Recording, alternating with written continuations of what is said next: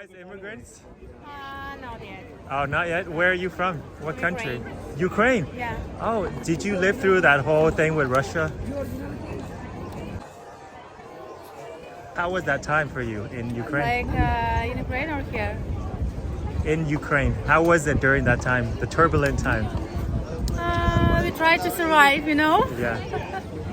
Some of people have a work, some of people live their life, and some of people have a lot of problems. So it's not a good time for us now.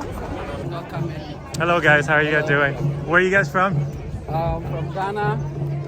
Ghana, nice. Ghana? From Uganda. Uganda. Okay. So you guys are just new to Canada? Yes. How do you feel about Canada arriving here? How is it like? Canada now. It's incredible? Yeah, Canada, I would say, is one of the best places to Yeah, first 3 years is honeymoon, and then you'll see. Why do you say that? Why do you think Canada is the because best? I like the Canadians. I mean, I enjoy being with Canadians. It's not like unlike different countries, but these Canadians are very friendly. Canadians are friendly people, Yeah, yeah. they are friendly. How do you think about winter in Canada? I'll just say it's cool. It's still cool. You can deal with it. You don't have option, you have to deal with it. Wherever you are in, you have to deal with it. Yeah. If you can survive Canadian winter, then you can survive anything. Yeah. You can survive even the prisons, man. Yes. All right, thank you so much, brother. Welcome to Canada. Thank you.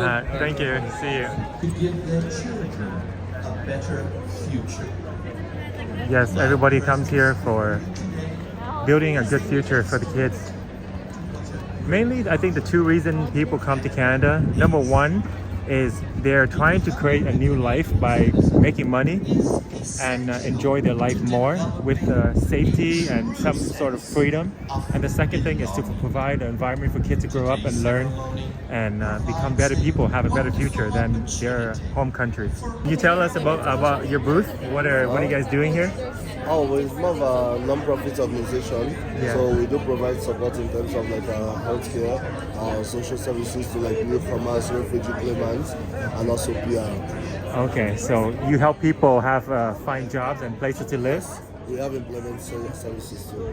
Employment Okay. services. Is it like free or? You Yeah, it's free. You know, Okay. non-profit. Remember? Nice. Yeah. So how do you guys do that? Like employment related? For the employment, also you could always like send an email. There's that. Okay. To the employment services, and then a caseworker will try to contact you and then go from there. So Right. this is the We email and also contact. assist in terms of like building resume, job preparation for like interviews and all that. Right. We do offer that. That's nice. Are you guys funded by the government or are you funded by like donators? I would say more of like a IRCC. Okay, so it is an organization that's government run. Okay. What kind of job can people expect to get with this service? Depend. We do assist in terms of different type of jobs like office. We also have like our trades where we prepare people to get into construction, industrial truck driving, and also IT programs such as cyber security, data analyst, junior IT. And all these certifications, you get them for free. From what nation usually do you see people coming to Canada?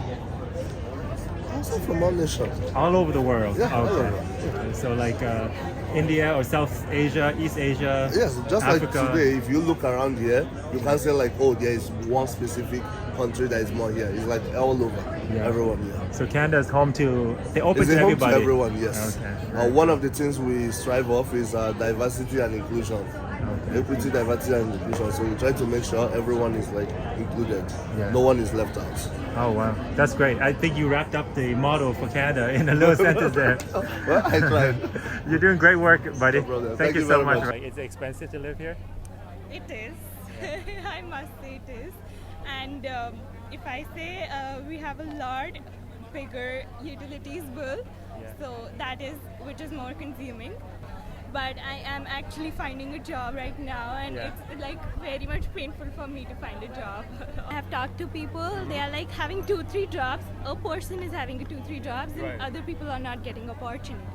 So Oh, okay. one person is having 2-3 jobs, they're not having one job, and the other person is having no job. So that is the main problem. Also, they do hire from references. Right. Yeah. So if we do not have a reference, What are the eligibility for people who are new to Canada to vote? Yeah, so in order to vote, you have to be 18, Canadian citizen, and you have to reside somewhere in Ontario. That's for a provincial election, and for a federal election, it's within Canada, and municipal has different requirements. So if they're new to Canada, they must become a citizen before they can vote? That's correct, yes. Even a PR, there's no voting Yeah, rights. it has to be a Canadian citizen, that's right. Do they have to go into the election the compound, or they can do it online or ballot?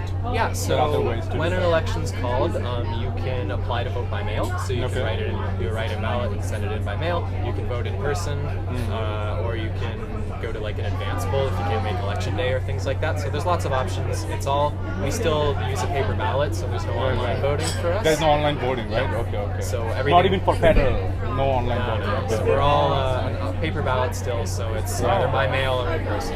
That's interesting because the counting the vote would actually take more effort to actually count the physical, right? So we use vote tabulators that so you feed a paper ballot into it and it counts for you. Oh, it's still machine operated. Yeah, That's but smart. that keeps us the paper ballot in case we need to do a recount or anything like that. Makes sense. So we didn't eliminate it entirely. And another question for the voters. Suppose it's the election day, right? And people work. Yeah. All people has to work, right? To vote. Now, election day mostly in the weekdays. Now, if they take a day or time to go to the election venue, right? Yes. Would they get money for that time, from their employers, or? An employer is legislatively required to give you time to go vote on an election day. So if you need to vote on election day, your employer has to give you that time. The election, does it happen at the same time for federal, provincial, and municipal, or how does that work? So it's different. We're all on our own election cycles. So in Ontario, we're on a 4-year. It happens every 4 years. So our next one's scheduled for June of 2026. Federal's on a 5-year cycle. So their next one's scheduled for next year in 2025. Yes. And then municipal, it varies depending, but typically they're also on a 4-year cycle. So the next big municipal election will be in the fall of 2026. The federal election, how many parties are going to be on it? It's hard to say. don't know. There's typically 4 or 5 major ones, then And smaller then ones there's after that, independent. and who knows how many there could be. Let's roll this. Can we spin the wheel? Yeah, of course you can. We're going to ask you a question, though. Okay. I thought I'm winning $100,000. Maybe. 17. Ontario symbols. Ontario symbols. I'll ask you a question. What's Ontario? Blue Jays. Raptors. What's Ontario's official bird? Is it A, the blue jay, B, the eagle, C, the common loon? Blue Jays. Wrong. What? Do you know? The official bird of Ontario: blue jay, eagle, or common loon? The loon. Yes! Because You got I it. know, I No, singled no, out no. the obvious one. Thank you, Yeah, sir, exactly. with a pencil. You were thinking of baseball. Thank you so You much. win an invitation to our public tours. Oh, very Oh, cool, wow. guys. Yeah. The Assembly Legislative. So this is a government organization? So it's the Parliament of Ontario. So it's where the laws for Ontario are made. So, Here? not here, but close by. We're at Queen's Park subway station. When they're in session, you can come and watch them as well for as long as you like. If you want to see what happens when they're there making laws, you Voting, can do that. I can ask them questions too. You can't ask them questions, but you can find out who your member of provincial parliament is, who represents your area, and you can have their contact information, and then you can ask them questions. On our website, find your MPP. If you put in your address, Right. it'll tell you who your elected representative is. Yeah, I do have a lot of thoughts bottled up inside. I wanna, contribute a little bit. Yeah, you can participate. That way, there are lots of ways to participate in democracy, and that's one of them.